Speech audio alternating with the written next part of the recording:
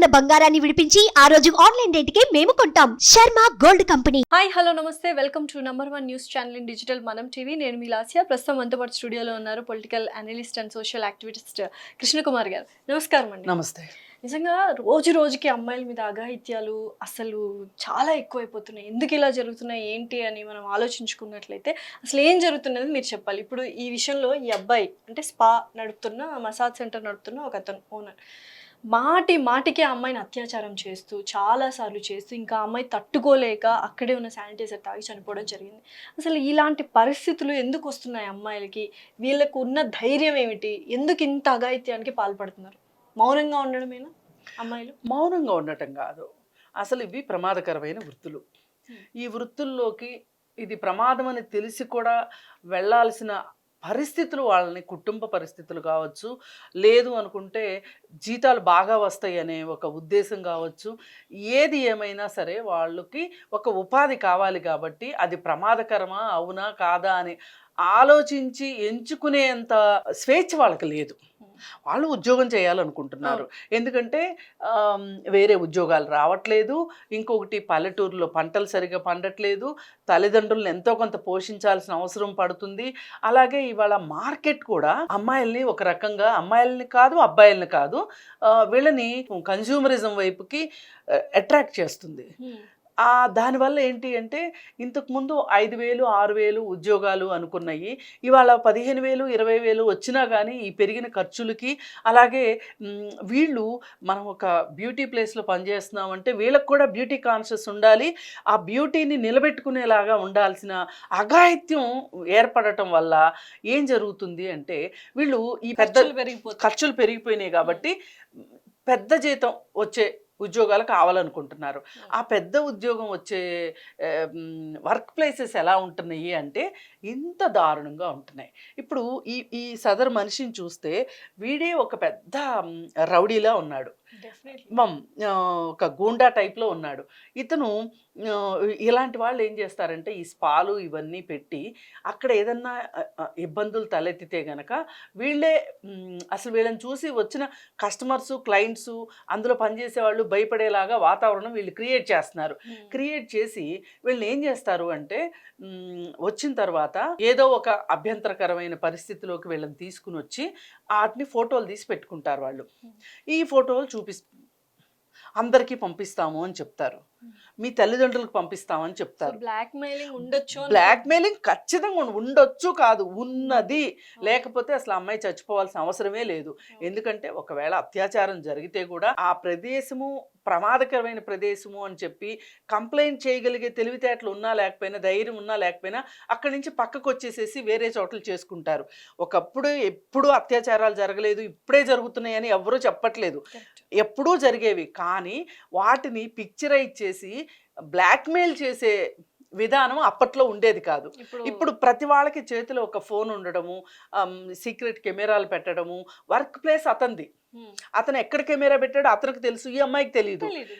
అలా ఈ అమ్మాయిని ఎన్నో పలుమార్లు అత్యాచారానికి గురి చేసి, లైంగిక వేధింపులకి గురి చేసి, ఆ సందర్భంగా తీసిన ఫోటోలతోటి బ్లాక్మెయిల్ చేసి ఆ అమ్మాయి ఇంకా అక్కడన్నా ఎట్టి పరిస్థితుల్లో జీవోత్సవంలాగా పనన్నా చెయ్యాలి, లేదంటే చచ్చిపోనన్నా చచ్చిపోవాలి.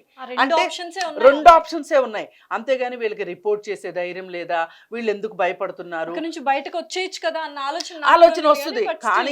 కానీ ఇవాళ ఇద్దరు ప్రేమికులు విడిపోవాలి అంటేనే విడిపోయే స్వేచ్ఛ లేని పరిస్థితులు ఉన్నాయి. ఇవాళ ఎవరినన్నా ఇవాళ సైబర్ క్రైమ్స్ మొత్తం చూడండి మీరు, ఎన్ని వేధింపులు అంటే ఆ వేధింపులు తట్టుకోలేక వీళ్ళు ఇంట్లో ఉన్న బంగారము డబ్బులు ఇచ్చేసిన అమ్మాయిలు ఉన్నారు, అవన్నీ ఇచ్చేయమని.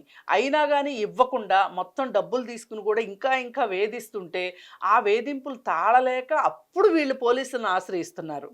ఇలాంటి కేసులు ఒక అమ్మాయి ఆత్మహత్య యత్నం చేసి అందులో నుంచి బయటపడి ఒక సైకాట్రిస్ట్ దగ్గర వైద్యానికి వెళ్తే ఆ పాపకి పాప కాదు డిగ్రీ చదువుతుంది, ఆ అమ్మాయికి నేను కౌన్సిలింగ్ చేసి ధైర్యం చెప్పి నీకేం పర్వాలేదు అని చెప్పి ఆ కన్సర్న్ పోలీస్ స్టేషన్లో వాళ్ళతో మాట్లాడి అతన్ని అరెస్ట్ చేయించి జైలుకి పంపించడం జరిగింది. సో ఈ వీడియోస్ చూసినట్లయితే మ్యామ్, సో నాకు ఇంత అల్లర్లు అంటే ఇది ఆత్మహత్య అమ్మాయి ఆత్మహత్య చేసుకున్న తర్వాత జరిగి ఉంటుంది ఇది. అవును. ఇప్పుడు ఆత్మహత్య చేసుకున్న తర్వాత ఎలాగో వాళ్ళ ఇంట్లో వాళ్ళకి తెలుస్తుంది కదా, అప్పుడు వాళ్ళు ఏం చేస్తారు అంటే అడుగుతారు కదా, మా అమ్మాయి ఎలా చనిపోయింది, ఎందుకు చనిపోయింది అని అడిగినప్పుడు వాళ్ళు ఎంత అవునన్నా కాదన్నా పేదరికంలో ఉంటారు కాబట్టి వాళ్ళ వెనక ఎవరుంటారు అనే ఒక ధైర్యం కూడా ఉంటది వీళ్ళకి. ఇదే బ్యూటీ సలూన్ బ్యూటీ బాబ్ సెలూన్ అనేది చూడ్డానికి ఎంత ఇదిగా ఉంది. ఆ అమ్మాయిని చూడండి పాపం, అసలు తీసుకెళ్తున్న విజువల్స్ అసలు కాదు, అవన్నీ బాగానే ఉంటాయి. అక్కడికి వచ్చే కస్టమర్స్ కూడా అంతకంటే ఖరీదైన వాళ్ళే ఉంటారు. ఆ ఖరీదైన కస్టమర్స్ వెకిలి వేషాలు వేస్తే కూడా వీళ్ళు భరించాల్సిన అవసరం ఉంటుంది. ఇవి ఒక రకంగా చూసుకుంటే ఒక పరోక్ష వ్యభిచార గృహాల్లాగా తయారైనవి చాలా స్పాలు. మ్యామ్ ఇంకా ఇప్పుడు అందిన తాజా వార్త ఏంటంటే పేరెంట్స్ కూడా కాంప్రమైజ్ అయ్యారు 15 లక్షలకి అని. ఎందుకు కాంప్రమైజ్ అయ్యారు, ఏంటి అంటే ఎలా కాంప్రమైజ్ అయ్యారు కూడా మీకు ఇప్పుడు ఏమవుద్దంటే వీళ్ళు మధ్యవర్తులు ఉంటారు ఇట్లాంటి కేసులు జరిగేటప్పుడు. వచ్చి ఏం చెప్తారంటే వాడికి వాళ్ళు తెలుసు వీళ్ళు తెలుసు అంతటోడు ఇంతటోడు అని చెప్పి ఏం చేస్తారు అంటే మీరు ఇప్పుడు గొడవలు పడ్డారనుకో, మీరు గొడవ పడితే మీకు వచ్చే డబ్బులు కూడా రావు, అందుకోసం మీరు రాజీ పడిపోవడం మంచిది అని చెప్తారు. కన్న కూతురు అంటే అమ్మాయి యొక్క జీవితం, అమ్మాయి యొక్క బతుకు 15 లక్షలతో వెలకట్టేస్తున్నారు జనాలు. అసలు మీరు సిటీ కాబట్టి 15 లక్షలు అండి. వీడు ఏం చేయాలి? వీడి మీద కేసు పెట్టాల్సిందే ఖచ్చితంగా, వీడికి బెయిల్ రాకూడదు. 15 లక్షలు ఇచ్చేస్తున్నారు కదా, ఇంకా అయిపోయినట్టే కదా. ఇంత దూరం వచ్చాక ఇంకెంత, ఎవరు ఊరుకుంటారు? ఊరుకో, మాలాంటి వాళ్ళు ఊరుకోం కదా, మేము పెడతాం కేసు. ఇది సుమోటోగా తీసుకోవాల్సిన కేసు. ప్రభుత్వం స్పందించాలి, తక్షణం స్పందించి పోలీసులు సుమోటోగా తీసుకోవాలి. అసలు ఇంతకు ముందు కూడా జూబ్లీ హిల్స్ సొసైటీ సెక్రటరీ ఇంట్లో, సెక్రటరీయో ప్రెసిడెంటో ఎవరో ఒక ఆయన, లేదంటే మాజీ సెక్రటరీ ఇంట్లోనో ఒక అమ్మాయి, పనిచేసే అమ్మాయిని ఇలాగే అంటే ఎవరైనా వృద్ధులు ఉన్నారనుకోండి వాళ్ళని చూసుకుంటానికి తెచ్చుకుంటారు, ఏజెన్సీల ద్వారా తీసుకొచ్చుకుంటారు. ఏజెన్సీల ద్వారా తీసుకొచ్చుకున్న తర్వాత వీళ్ళు ఏం చెప్తారంటే ఏజెన్సీ వాళ్ళు మీకు ఇంత జీతం ఇస్తున్నారు కదా, మేమైతే ఎక్కువ జీతం ఇస్తాము అని చెప్పి ఎక్కువ జీతం ఇస్తామని చెప్పి ఆ ఏజెన్సీ నుంచి డిలీట్ చేసి వీళ్ళు పెట్టేసుకుంటారు. అప్పుడు వీళ్ళకి ఏమవుతుందంటే అదే ఏజెన్సీ తోటి కనుక వీళ్ళు లింకప్ అయ్యి ఉంటే గనక ఏదన్నా యజమాని దగ్గర నుంచి ఇబ్బందులు ఉంటే గనక ఏజెన్సీ వాళ్ళు పరిష్కరించే అవకాశం ఉంటుంది. ఇప్పుడు ఆ అవకాశం కూడా లేకుండా ఏం చేశారంటే వీళ్ళు డీలింగ్ చేసేసేసి పనికి పెట్టుకొని ఆ అమ్మాయిని విపరీతంగా కొట్టి నానా హింసలు పెట్టి ఆ అమ్మాయిని తండ్రి కొడుకు ఇద్దరు కలిసి అత్యాచారాలు చేస్తూ ఉంటే ఆ అమ్మాయి వెళ్ళిపోయింది ఇంటికి. వెళ్ళిపోయితే అప్పుడు తల్లికి తెలిసింది ఇలా జరిగింది. పైగా అమ్మాయి మీద ఏం కేసు పెట్టారంటే ఇక అమ్మాయి నోరెత్తకుండా ఉండటం కోసం బంజారా హిల్స్ పోలీస్ స్టేషన్లో ఇంట్లో ఒక సిమ్ దొంగతనం చేసింది అని కేసు పెట్టారు. సిమ్ము ఫ్రీగా ఇస్తున్నామని మొత్తుకుంటున్నారు, ఫ్రీ డేటా. అయితే వాళ్ళు పెట్టిన దొంగతనం అది అనమాట. సిమ్ తీసుకుని అంటే వీళ్ళని భయపెట్టడం, ఇంత చిన్నది పట్టుకుని మేము నిన్ను ఇంత నీ అంతు చూసాం. ఇప్పుడు వాళ్ళ తల్లి వచ్చి ఆ కూతురు చేత క్షమాపణ పత్రం రాయించి అది తీసుకెళ్ళిపోయింది. ఇంటికి వెళ్ళిన తర్వాత అమ్మాయి నార్మల్గా ఉండకుండా దిగులుగా బాధగా ఉంటుంటే తల్లి అడిగిందంటే ఏం జరిగింది ఏంటి అంటే ఆ తండ్రి కొడుకులు ఇలా చేశారు నన్ను అంటే ఆ తల్లి మళ్ళీ వచ్చి పోలీస్ స్టేషన్కి వచ్చి పోలీస్ స్టేషన్లో కంప్లైంట్ పెట్టింది. కంప్లైంట్ పెడితే వీళ్ళని పిలిస్తే ఈ మధ్యవర్తులు ఉంటారని చెప్పాను కదా, దళారీలు. ఈ దళారీలు మధ్యలో మళ్ళీ చేరి వీళ్ళకి వాళ్ళకి మధ్యలో మాట్లాడి 8 లక్షలకి బేరం కుదిరి. ఈ మధ్య దళారి ఎవరు అనుకుంటున్నారు? మీరు చాలా ఆశ్చర్యపోతారు. ఆ పోలీస్ స్టేషన్లో పనిచేసే ఎస్ఐ. అయితే అతని మీద ఆ బంజారా హిల్స్ పోలీస్ స్టేషన్ మీద మీరు ఒక 4 నెలల క్రితం గుర్తుండి ఉంటుంది, ఏసీబీ దాడులు జరిగినాయి. ఏసీబీ దాడులు సాక్షాత్తు పోలీస్ స్టేషన్ మీదే జరిగినాయి అంటే ఆ పోలీస్ స్టేషన్లో ఎట్లాంటి పంచాయతీలు జరుగుతున్నాయి, ఎట్లాంటి వ్యవహారాలు నడుపుతున్నారు వాళ్ళు మీకు అర్థమై ఉంటుంది. ఇప్పుడు కూడా ఇక్కడ మధ్యవర్తులు కూడా అంతే, మధ్యవర్తులు పోలీసులు మొత్తం కుమ్మక్క అవుతారు. ఈ ఖర్చు మొత్తం 30 లక్షలు ఉంటుంది. ఇతను 30 లక్షలు చేసుకుంటే 15 లక్షలు వాళ్ళకి ఇచ్చి 15 లక్షలు వీళ్ళందరూ పంచుకుంటారనమాట. ఇప్పుడు కూడా 7.5 లక్షలు అంటే ఇచ్చారంట, పత్రాలు రాయించుకుని 6 నెలల తర్వాత 7.5 లక్షలు ఇస్తారంట. ఇది చాలా మంచి ఎవిడెన్స్ ఒక రకంగా. ఇది మటుకు వదిలేదు లేదు, ఈ కేసుని మేము టేకప్ చేస్తాము. ఫస్ట్గా సుమోటోగా తీసుకోవాల్సిందే ఈ కేసుని, ప్రభుత్వం విచారించాల్సిందే, ఇతన్ని మట్టుకు శిక్షించాల్సిందే.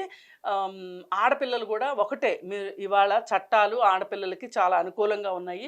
ధైర్యం చేసి అసలు ప్రమాదకరమైన వృత్తుల్ని ఎంచుకునేటప్పుడే ఒక అడుగు మీరు వెనక ముందు ఆలోచించండి. ఒకవేళ ఆ ప్రదేశాల్లోకి వెళ్ళిన తర్వాత కూడా మీరు ధైర్యంగా, మిమ్మల్ని ఎవ్వరు బ్లాక్మెయిల్ చేసినా కానీ వాళ్ళ దగ్గర నుంచి ఇంటర్నెట్లో ఎక్కడున్నా గూగుల్లో ఉన్నా సెర్చ్ చేసి అది మొత్తం తీసేసే బాధ్యత పోలీసులు తీసుకునే పరిస్థితులు ఇవాళ ఉన్నాయి. Definitely. అందుకని మీరు ధైర్యంగా టెక్నాలజీని నమ్ముకోండి. నమ్మండి. అది ఇది కాదు అనుకుంటే ఏ ఒక్క న్యూస్ ఛానల్కి ఫోన్ చేసినా కానీ ఇలాంటి న్యూస్ ఛానల్స్లో అయితే ఇలాంటి రాజీలు జరగవు. Definitely. ధైర్యంగా మీరు ఉండండి. ఇలాంటి వాళ్ళకి మటుకు శిక్ష పడాలి. ఈ శిక్ష ఎంత త్వరితంగా పడి సమాజానికి తెలిస్తేనే ఆడపిల్లలకి ఒక ధైర్యం ఉంటుంది, ఆడపిల్లల తల్లిదండ్రులకు కూడా ధైర్యం ఉంటుంది. డెఫినెట్లీ. సో నిజంగానే కృష్ణకుమారి గారు ఇలాంటి కేసుల మీద పర్యవేక్షిస్తుంటారు. ఆడపిల్లలు తస్మాత్ జాగ్రత్త. నిజంగానే ఇటువంటి బ్లాక్ మెయిలింగ్స్ ఎవరైనా చేస్తుంటే డైరెక్ట్గా మీరు పోలీస్ స్టేషన్కి కాల్ చేయొచ్చు. ఆ వీడియోలు అన్ని డిలీట్ చేసే పరికరాలు కావచ్చు. సైబర్ మాత్రం నిజంగానే అంత నిజం develop ఉంది. అయ్యింది. అసలు అంత టెక్నాలజీ ఉంది మన దగ్గర. అసలు భయపడాల్సిన పనే లేదు. ఎవరన్నా ఇలా చేశారు అంటే గనక మీరు వెళ్ళి గచ్చిబౌలి పోలీస్ స్టేషన్లో అక్కడ సైబరాబాద్ కమిషనరేట్లో ఐటీ యాక్ట్కి సంబంధించిన సైబర్ క్రైమ్స్ ఆఫీస్ ఉంది. Definitely. అక్కడికి వెళ్ళి మీరు మిమ్మల్ని ఎవరు ఇబ్బంది పెడుతున్నారు, ఎవరు బాధ పెడుతున్నారు, మీరు కేసు రిజిస్టర్ చేసి మీరు మీ ఇంట్లో కూర్చుంటే చాలు, చాలు. మొత్తం వాళ్ళే చూసుకుంటారు. మీరు రివీల్ అవ్వాల్సిన అవసరం కూడా లేదు. అసలు మీకు సంబంధించిన వివరాలు అసలు పేపర్లో రావు. ఇప్పుడు Correct. సైబర్ క్రైమ్స్ దాంట్లో నమోదయ్యే కేసులు ఏవి కూడా రావు paper. ఒకవేళ పేపర్లో వస్తే కూడా పేర్లు మార్చి వేస్తారు వాళ్ళు. ఇప్పుడు నాలాంటి వాళ్ళు ఎక్కడన్నా చెప్తే కూడా పేర్లు చెప్పం మేము అసలు. అవును, డెఫినెట్లీ. సో దయచేసి ఆడపిల్లలు ఇలాంటివి అన్యాయాలు భరించి ఓర్చుకొని చేయడం తప్పు నిజంగానే.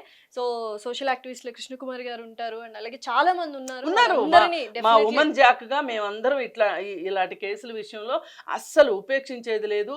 మొన్న కూడా మెడ నరికేసిన అతను ఉన్నాడు కదా, అవును. భార్య మెడ నరికేసిన అతను, ఆ పిల్లల్ని హాస్టల్స్ లో పెట్టించడం కావచ్చు, ఆ కేసుని ఫాస్ట్ అప్ చేయడం విషయంలో కావచ్చు, అందరు అధికారుల్ని కలిసి ఆఖరికి సీతక్క గారిని కూడా కలిసి న్యాయం చేయమని కోరటం జరిగింది.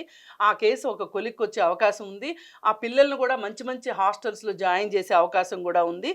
ఎందుకంటే తల్లి తండ్రి ఇద్దరిని కోల్పోయిన ఆ పిల్లల్ని మాలాంటి వాళ్ళని చూసుకుంటాం, Definitely. ప్రభుత్వంతో చూసుకునేటట్లు చేస్తాం. Definitely. Thank you so much. Thank you.